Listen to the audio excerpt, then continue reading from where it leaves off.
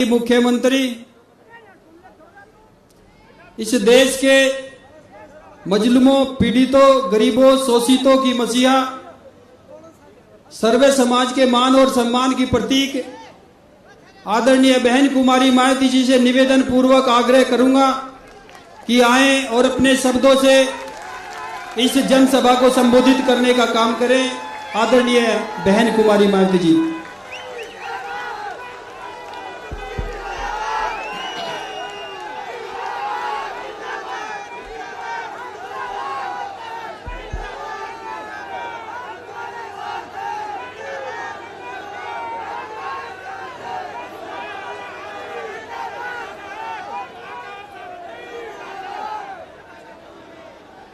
चुनावी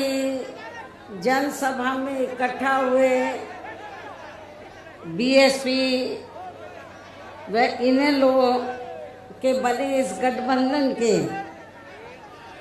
सभी छोटे बड़े पदाधिकारी, नेता एवं कार्यकर्तागण, आज आप लोग यहाँ हरियाणा प्रदेश में विधानसभा के लिए हो रहे आम चुनाव में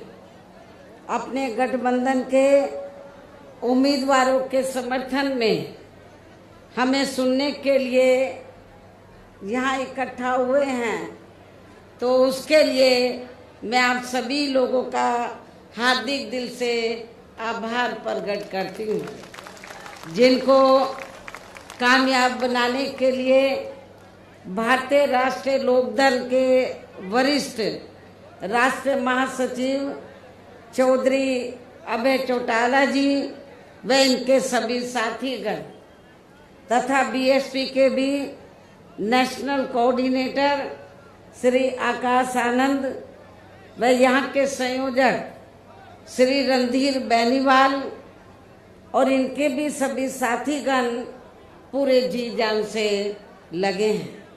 और अब मैं आप लोगों का ध्यान यहाँ हरियाणा प्रदेश में विधानसभा के लिए हो रहे आम चुनाव में अपने इस बने गठबंधन की सरकार बनाने को लेकर कुछ जरूरी बातों की तरफ दिलाना चाहती हूँ। और इस संबंध में हमारी पार्टी का ये कहना है कि अपने देश को आज़ाद हुए वे भारतीय संविधान को भी लागू हुए अब वर्षों बीत चुके हैं, और इस लंबी अवधि में केंद्र व आपके हरियाणा प्रदेश में भी विभिन्न विरोधी पार्टियों की सरकारें रही हैं। लेकिन दुख की बात यह है कि इस दौरान आपके हरियाणा प्रदेश में भी यहाँ विरोधी पार्टियों की रही सरकारों में सर्व समाज में से खासकर दलितों, आदिवासियों, पिछड़े वर्गों, मुस्लिम व अन्य अक़लियतों के साथ साथ गरीबों, मजदूरों, किसानों, व्यापारियों एवं अन्य मेहनतकश लोगों का भी पूर्ण रूप से विकास व उत्थान आदि नहीं हो सका है, जिनकी सरकारों की गलत नीतियों एवं गलत कार्य प्रणाली आदि को अभी ने और ज़्यादा आजमाने की ज़रूरत नहीं है। और इस मामले में खास तौर से मैं दलितों, आदिवासियों व अन्य पिछड़े वर्गों के लोगों को ये बताना चाहूँगी कि इन वर्गों को यानी कि पूरे देश में एससी, एसटी और ओबीसी,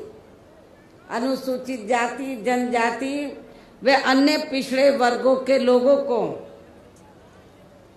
परम पूज्य बाबा साहब डॉक्टर भीमराव अंबेडकर के कड़े संघर्ष एवं अथक प्रयासों से भारतीय संविधान में मिले कानूनी अधिकारों में से विशेषकर सरकारी नौकरियों में जो इन्हें आरक्षण की सुविधा मिली है, तो उसे यहाँ पहले कांग्रेस की और अब बीजेपी की तथा अन्य पार्टियों की भी रही सरकारों की जातिवादी सोच व मानसिकता के चलते इन्हें ये आरक्षण का पूरा लाभ नहीं मिल पा रहा है। ये पार्टियां इन्हें ये आरक्षण का पूरा लाभ नहीं दे पा रही हैं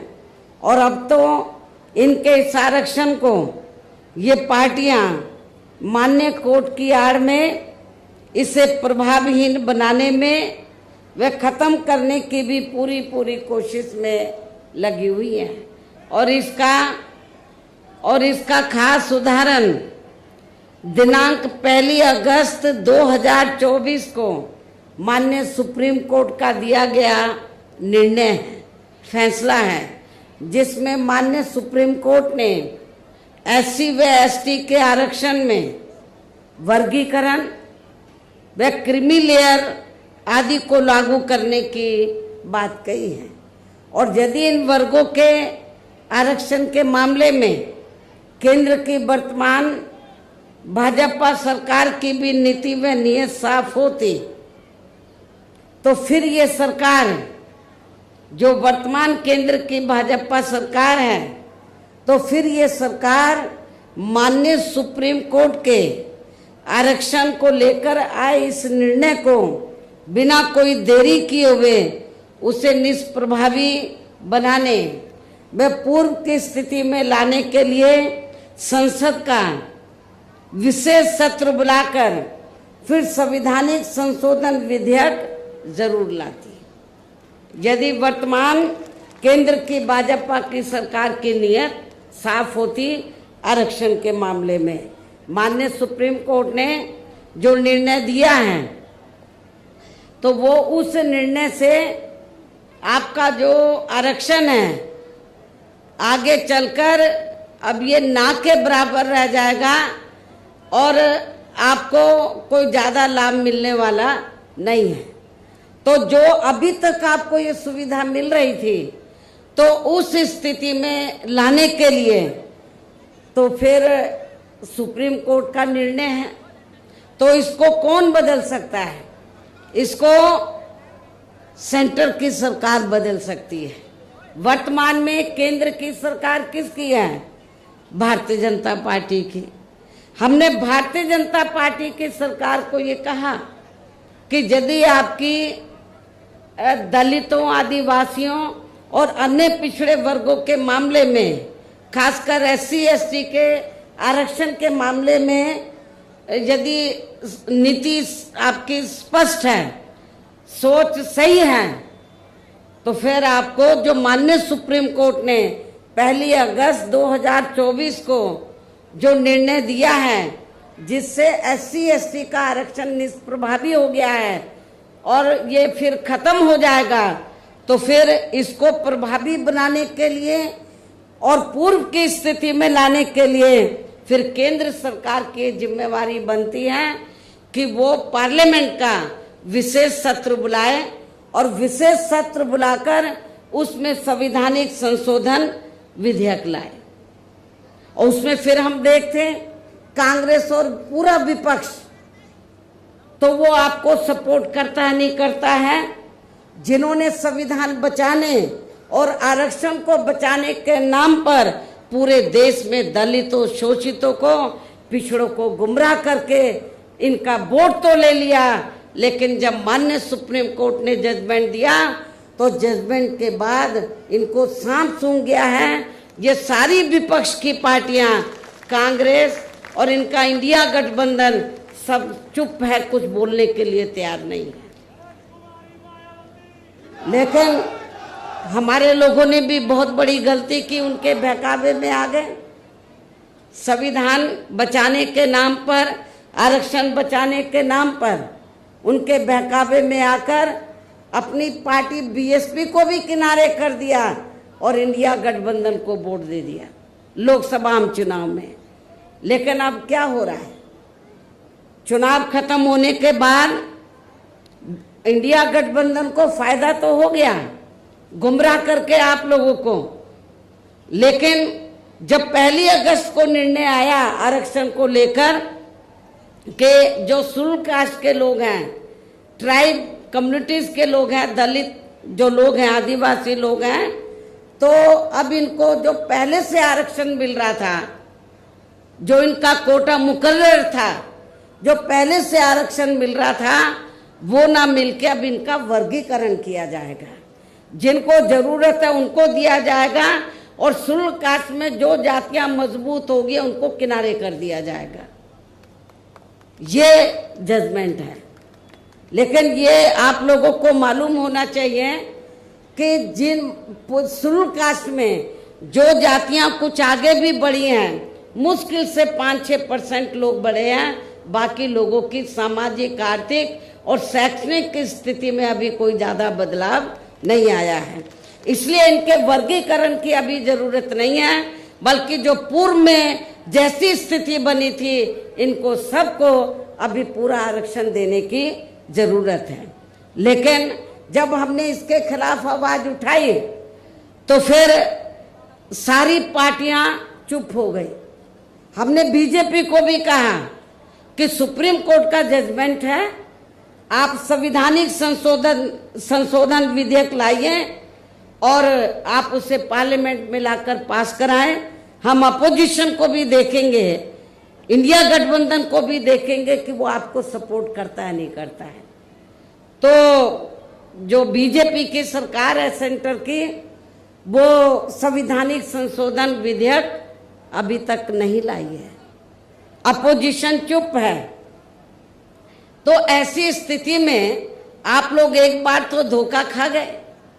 इनके बहकावे में आ गए इंडिया गठबंधन के, कांग्रेस के, और आप लोगों ने वोट दे दिया कि हम संविधान बचाएंगे, आरक्षण बचाएंगे। जब माननीय सुप्रीम कोर्ट ने आपके आरक्षण पर चोट मारी तो ये सारी पार्टियां चुप हो गई। ये कहती तो हैं कि हम आरक्षण के पक्ष में हैं, लेकिन माननीय सुप्रीम कोर्ट ने जो जजमेंट दिया उसको लेकर ये कुछ भी बोलने के लिए तैयार नहीं है। इतना ही नहीं, बल्कि इसके लिए कांग्रेस व इनके इंडी गठबंधन ने अभी तक भी केंद्र सरकार पर कोई दबाव नहीं बनाया है, और ऐसा करना तो बहुत दूर की बात रही, बल्कि इन्होंने माननीय सुप्रीम कोर्ट के इस निर्णय पर अभी तक कुछ भी खुलकर नहीं बोला है। और इस मामले में केंद्र की भाजपा सरकार व अधिकांश सभी विरोधी पार्टियां अभी तक भी चुप्पी साधे हुए हैं। यहाँ मैं ये भी बता देना चाहती हूँ कि माननीय सुप्रीम कोर्ट ने SC/ST आरक्षण में वर्गीकरण करने और क्रीमी लेयर को भी लागू करने का ये कार्य अब राज्य सरकारों के ऊपर ही छोड़ दिया है। अब ये राज्य सरकारों के ऊपर ही छोड़ दिया है, जो अब अपने हिसाब से इसका पूरा राजनीतिक फायदा भी उठाएंगे। साथ ही इसकी आड़ में इन वर्गों को बांटकर इन्हें आपस में ही लड़ाएंगे। अर्थात अब ये पार्टियां फूट डालो वे राज करो की नीति का भरपूर फायदा उठाएंगी इस जजमेंट की आड़ में। जबकि संविधान के मुताबिक अभी तक क्या था ये जजमेंट आने से पहले, जबकि संविधान के मुताबिक किस जाति को SC व ST की सूची में शामिल करना है या नहीं करना है, तो इसका ये अधिकार अभी तक केवल संसद, किसको था, पार्लियामेंट को था, संसद व माननीय राष्ट्रपति जी को ही दिया हुआ था संविधान के मुताबिक, जिसे 1 अगस्त 2024 को माननीय सुप्रीम कोर्ट के आए निर्णय के जरिए इसे अब वापस लेकर सीधे ही राज्य सरकारों को दे दिया है, जिससे अब इन वर्गों के साथ काफी ज्यादती होगी। अर्थात इनका अब ये आरक्षण ना के बराबर ही रह जाएगा। दलितों का, आदिवासियों का जो आरक्षण है वो ना के बराबर ही रह जाएगा। और अब तो कांग्रेस के श्री राहुल गांधी ने भी विदेश में जाकर इनके सभी आरक्षण को आगे वक्त आने पर खत्म करने का भी ऐलान कर दिया है। इसलिए इन वर्गों के लोगों को बाबा साहब डॉक्टर भीमराव अंबेडकर द्वारा जो इन्हें आरक्षण का ये संवैधानिक अधिकार मिला है, तो इसे बचाने के लिए अब यहाँ हरियाणा प्रदेश में हो रहे विधानसभा चुनाव में इन वर्गों को, ऐसी सभी आरक्षण विरोधी पार्टियों को अपना कतई भी वोट नहीं देना है। जो ये पार्टियां माननीय सुप्रीम कोर्ट के आए इस निर्णय को बिल्कुल भी बदलने के लिए तैयार नजर नहीं आती हैं, ना तो भारतीय जनता पार्टी और ना ही कांग्रेस पार्टी का इंडिया गठबंधन। अर्थात इस मामले में केवल ये पार्टियां इन वर्गों को गुमराह करने में ही लगी हैं। ऐसी स्थिति में अब इन वर्गों को यहाँ विधानसभा के हो रहे आम चुनाव में अपने बने इस गठबंधन की ही सरकार बनाकर, क्योंकि ये लोग जो जजमेंट आया माननीय सुप्रीम कोर्ट का रिजर्वेशन को लेकर, इसको ये अभी तक भी बदलने के लिए तैयार नहीं है, ना कांग्रेस ना बीजेपी। तो ऐसी स्थिति में अब आप लोगों को करना क्या है, यह अपने गठबंधन की सरकार बनाकर इसे लागू होने से, ये जो अभी नया जजमेंट आया है, तो अपने यहाँ गठबंधन की सरकार बनाकर इसे लागू होने से तब तक लटका कर व रोक कर रखना है जब तक केंद्र व विपक्ष द्वारा इस निर्णय को संवैधानिक संशोधन के जरिए खत्म करके इसे पुरानी स्थिति में बहाल नहीं कर दिया जाता है।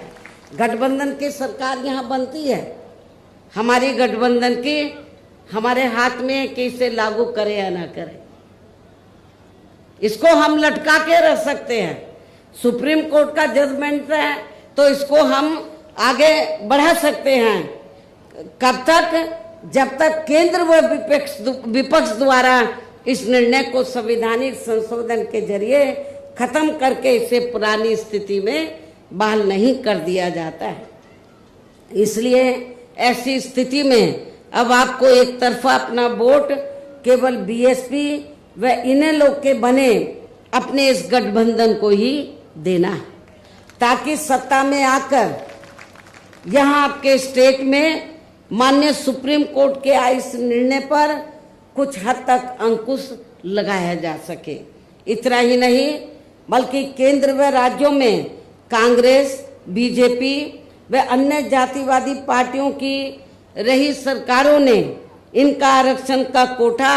अभी तक भी पूरा नहीं भरा है, जिससे फिर अंत में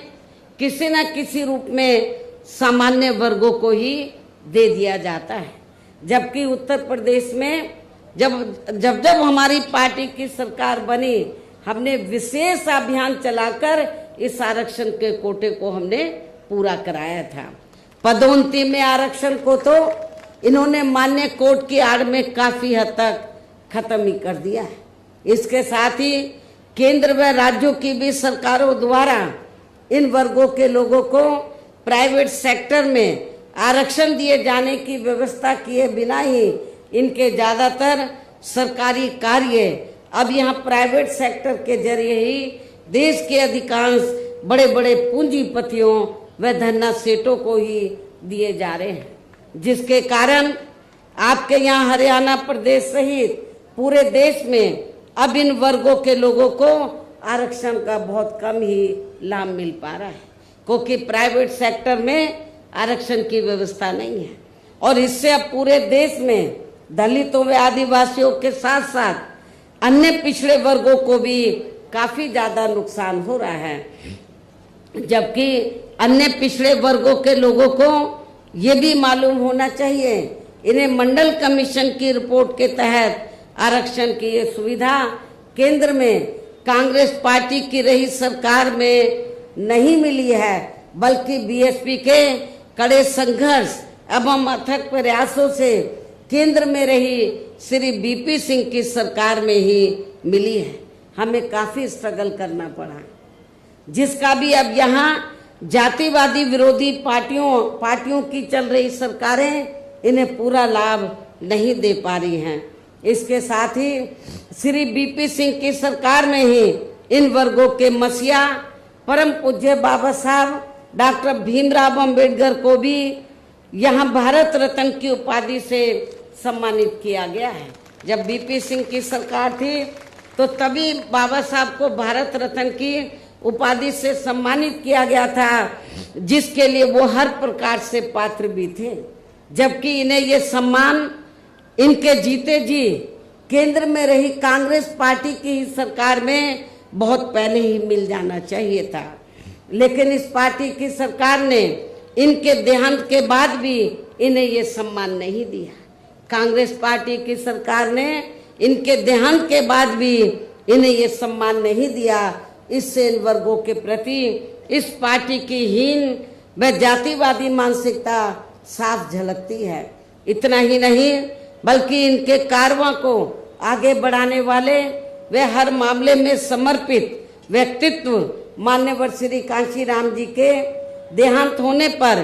केंद्र में रही इसी कांग्रेस पार्टी की सरकार ने इनके सम्मान में एक दिन का भी राष्ट्रीय शोक घोषित नहीं किया था। इसके साथ ही इन वर्गों के लोगों को जुल्म जाति से निजात दिलाने के लिए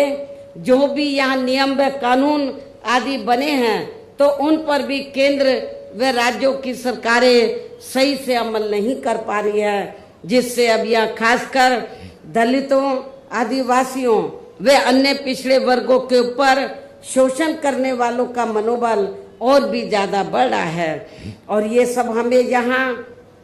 आपके हरियाणा प्रदेश में भी काफी कुछ देखने के लिए मिल रहा है। इसी प्रकार हमें पूरे देश में मुस्लिम व अन्य अक़लियत समाज के लोगों की भी अधिकांश मामलों में हालत कोई खास अच्छी नजर नहीं आती है। इनके साथ साथ अपर कास्ट समाज व जाट समाज में भी खासकर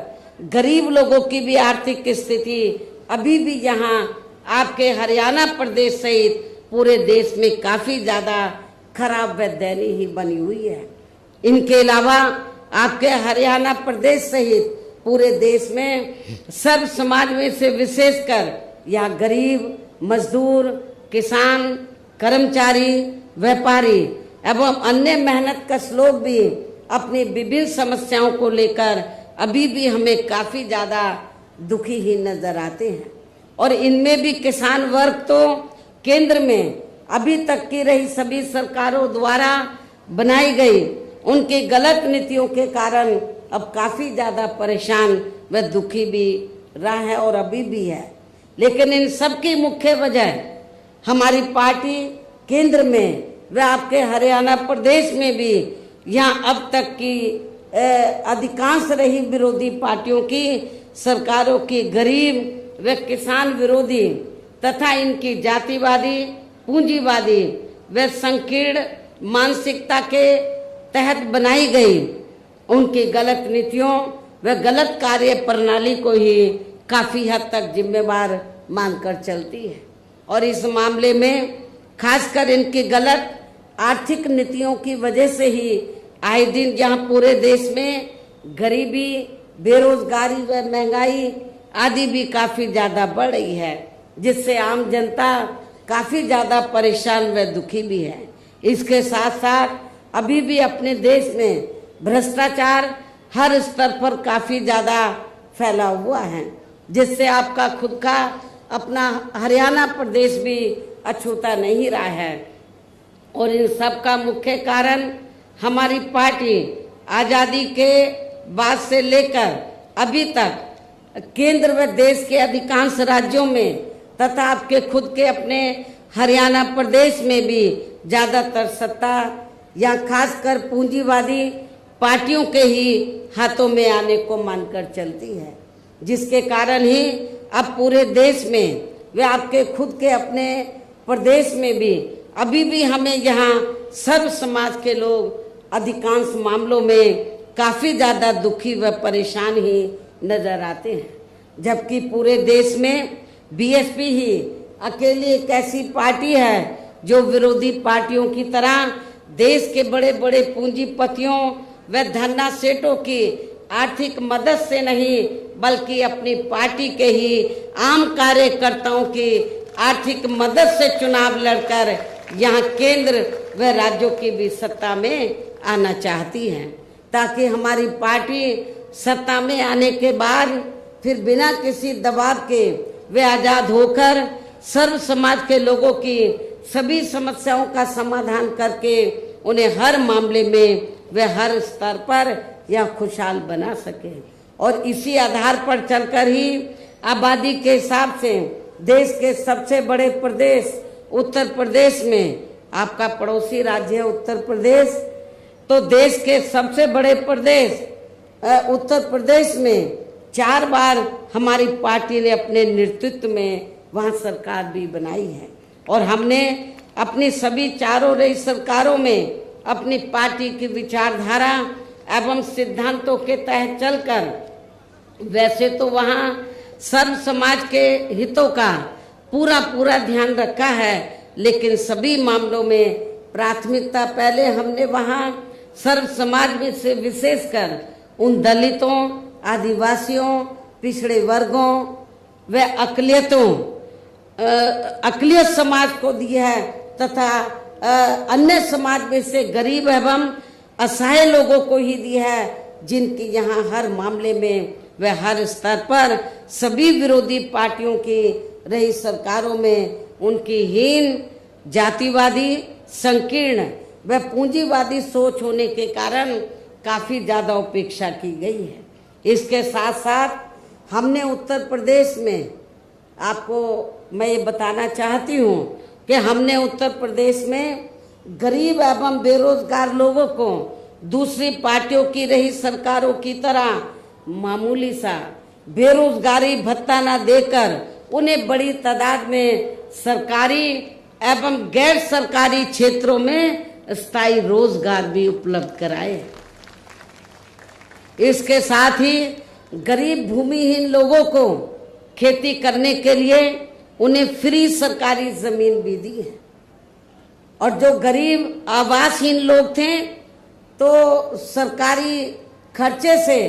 उनके हमने 2-2 कमरों के पक्के मकान भी बनाकर दिए हैं और वहाँ पर सभी सुविधाओं का प्रबंध भी किया है, हॉस्पिटल का, स्कूल्स का, और भी जो जरूरी आपकी ज़रूरतें हैं तो उनका हमने वहाँ पर प्रबंध भी किया है, जिससे वहाँ लाखों गरीब लोगों को काफ़ी ज़्यादा फायदा पहुँचा है। शहरों व देहातों को भी विकसित किया गया है। आप लोगों को ये मालूम है कि शहरों और देहातों में जहाँ वीकर सेक्शन के कमजोर तबके के लोग रहते हैं, वहाँ घुसते ही मालूम पड़ जाता है कि यहाँ पर अपने समाज के लोग रहते। इतनी खराब हालत होती है, क्योंकि जो पार्टियां अभी तक सत्ता में रही तो उन्होंने आपकी बस्तियों को डेवलप नहीं किया, लेकिन जब हमारी सरकार बनी तो हमने देहातों को डॉक्टर अंबेडकर ग्राम विकास योजना के तहत और शहरों में दलित बस्तियों को मान्यवर श्री कांशीराम जी शहरी समग्र विकास योजना के तहत उनको डेवलप किया, विकसित किया। इसके अलावा हमारी पार्टी की रही सरकार ने वहाँ विभिन्न क्षेत्रों में लगे लोगों के साथ साथ छात्रों, युवाओं, महिलाओं व बुजुर्गों आदि के हितों में भी अनेकों महत्वपूर्ण व ऐतिहासिक कार्य किए हैं, जिनसे उन्हें काफ़ी ज़्यादा लाभ पहुंचा है। किसानों की भी अधिकांश समस्याओं का काफ़ी हद तक समाधान किया गया है तथा उनकी फसलों का भी उन्हें समय से उचित दाम दिया गया है। इतना ही नहीं, बल्कि हमने उत्तर प्रदेश में सर्व समाज के लोगों के ऊपर किसी भी प्रकार की कोई जुल्म जाति आदि भी नहीं होने दी है और वीकर सेक्शन का हमने विशेष ध्यान रखा है। बल्कि हमारी पार्टी की रही सरकार ने वहाँ जुल्म जाति करने वाले लोगों को बिना कोई देरी किए हुए उन्हें तुरंत ही जेल की सलाखों के अंदर भेजा है, जहाँ मेरी सरकार में उनकी सही व असली जगह होती है, जिसकी यहाँ आपके प्रदेश में भी काफ़ी अब सख्त ज़रूरत है। इसके साथ ही हमारी पार्टी की रही सरकार ने अपने देश में दलित एवं अन्य पिछड़े वर्गों में समय समय पर जन्मे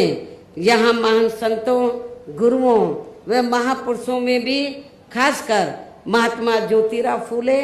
श्री छत्रपति शाहू जी महाराज, श्री नारायणा गुरु,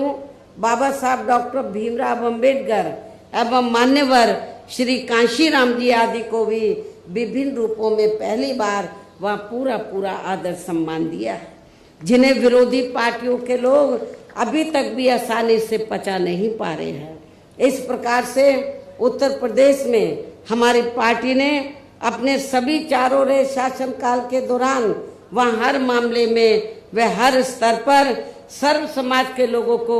काफी बेहतरीन सरकार दी है। और यदि आप लोग भी यहाँ अपने हरियाणा प्रदेश में गरीबों, किसानों व आम जनहित के तथा विशेषकर कमजोर एवं उपेक्षित वर्गों के हितों में ऐसे ही कार्य करना चाहते हैं, इसके साथ ही आपके प्रदेश की जनहित से जुड़ी जो भी यहाँ स्थानीय समस्याएं हैं तो उन्हें भी आप दूर करना चाहते हैं, तो फिर आप लोगों को भी उत्तर प्रदेश की तरह ही यहाँ अपने हरियाणा प्रदेश में भी अपने इस बने गठबंधन की ही सर्वजन हिताय व सर्वजन सुखाय की नीतियों पर आधारित ही सरकार बनानी होगी, जिसके लिए अब आप लोगों को यहाँ अपने हरियाणा प्रदेश में विधानसभा के लिए हो रहे आम चुनाव में अपने गठबंधन का ही बेहतर रिजल्ट लाना होगा। इसके साथ साथ आप लोगों को वोट पड़ने तक यहाँ की सत्ताधारी पार्टी व अन्य सभी विरोधी पार्टियों के साम दाम दंड भेद आदि हथकंडों से भी जरूर सावधान रहना है। और इस मामले में खासकर आप लोगों को विरोधी पार्टियों के जारी किए गए उनके हवाई व प्रलोभन भरे चुनावी घोषणा पत्रों आदि के बहकावे में भी कतई नहीं आना है, जिन्हें ये पार्टियां सत्ता में आने के बाद अधिकांश अमल में नहीं लाती हैं, जिस पर से अब जनता का काफी हद तक विश्वास ही उठ गया है। इसलिए हमारी पार्टी किसी भी चुनाव में अपना कोई भी चुनावी घोषणा पत्र आदि जारी नहीं करती है। वैसे भी हमारी पार्टी कहने में बहुत कम बल्कि कार्य करके दिखाने में ही ज्यादा विश्वास रखती है, अर्थात जो कहती है तो उसे करके भी दिखाती है, और ये सब हमने उत्तर प्रदेश में करके भी दिखाया है। और अब संक्षेप में मेरा यही कहना है कि आप लोगों को अपने खुद के व अपने हरियाणा प्रदेश के भी हित में यहाँ बीएसपी व इनेलो के बने अपने इस गठबंधन की ही सरकार बनाना बहुत जरूरी है। और अब आप लोगों को अपने इस गठबंधन के ही उम्मीदवारों को ज़्यादा से ज़्यादा कामयाब बनाना है, जिसके लिए बीएसपी के उम्मीदवारों को हाथी चुनाव चिन्ह के सामने वाले बटन को दबा के तथा भारतीय राष्ट्रीय लोक दल के उम्मीदवारों को चश्मा चुनाव चिन्ह के सामने वाले बटन को दबा के इन्हें जरूर जिताना है। इस प्रकार से आप लोगों को अपने बने इस गठबंधन की ही पूर्ण बहुमत की सरकार बनाना है, और सरकार बनने पर फिर गठबंधन की ओर से आपके हरियाणा प्रदेश का मुख्यमंत्री चौधरी श्री अभय चौटाला जी को ही बनाया जाएगा, जिनको मेरे आशीर्वाद के साथ साथ इनके पिता चौधरी ओम प्रकाश चौटाला जी का भी पूरा आशीर्वाद प्राप्त है।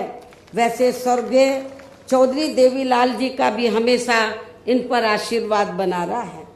इनके साथ साथ गठबंधन की ओर से बीएसपी का एक डिप्टी सीएम दलित वर्ग का तथा दूसरा डिप्टी सीएम अन्य पिछड़ा वर्ग या अपर कास्ट समाज में से ही बनाया जाएगा। और ये दोनों डिप्टी सीएम कौन होंगे इसका फैसला इस चुनाव का नतीजा आने के बाद ही किया जाएगा। इन्हीं जरूरी बातों के साथ ही अब मैं आप सभी लोगों से अपने बने इस गठबंधन के अधिकांश उम्मीदवारों को जिताकर अपनी यह गठबंधन की ही सरकार जरूर बनाना है। इस उम्मीद के साथ ही अब मैं केंद्र सरकार से देश में जातीय जनगणना कराने के लिए भी विशेष अनुरोध करती हूँ, जिसको पहले केंद्र में रही कांग्रेसी सरकार ने और अब वर्तमान में चल रही बीजेपी की सरकार ने भी इसे अभी तक भी लटका के रखा हुआ है, जो उचित नहीं है। इसके लिए भी इनसे विशेष आग्रह के साथ ही अब मैं अपनी बात यही समाप्त करती हूँ। धन्यवाद। जय भीम व जय भारत।